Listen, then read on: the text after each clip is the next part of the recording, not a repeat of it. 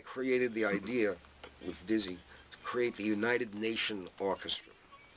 And this was both a representation of that music is all, in Dizzy's thinking, music is one. All music is together. There's only good music and bad music, like Duke Ellington used to say. And I wanted to show that, first of all, the influence or the confluence of jazz and the whole Afro-Caribbean, Brazilian, tango music came together. So we created this all-star band.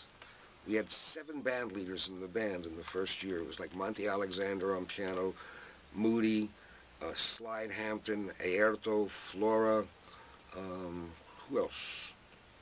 John Faddis, Claudio Roditi, Paquito de Rivera. It was amazing. And this band was so good. And we debuted it at Wolf Trap.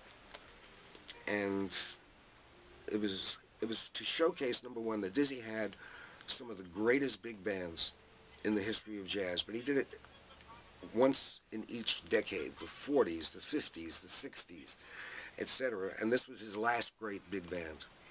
And the guys wrote for it, and we toured all over.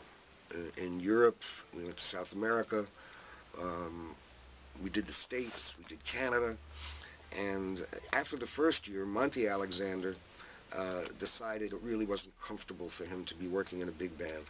And this opened the door for me to sort of expose Dizzy to and expose young musicians to, and to start bringing in some young guys who could absorb all that wisdom that Dizzy had and knowledge.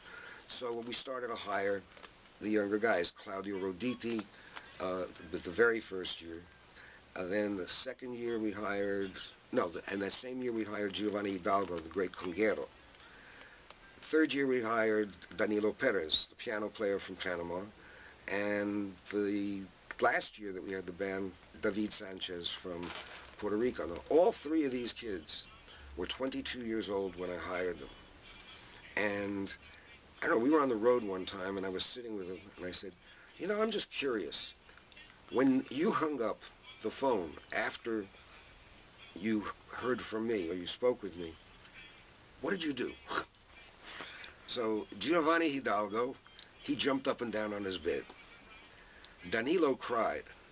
David, I had to leave a message for, and I said, you know, I'd like to talk to you about working with Dizzy Gillespie in the United Nation Orchestra.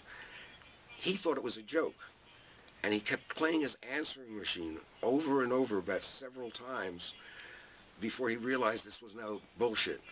And he grabbed his saxophone and started shedding, practicing, and practiced like for 2 hours. And to see, you know, Dizzy took such joy in teaching.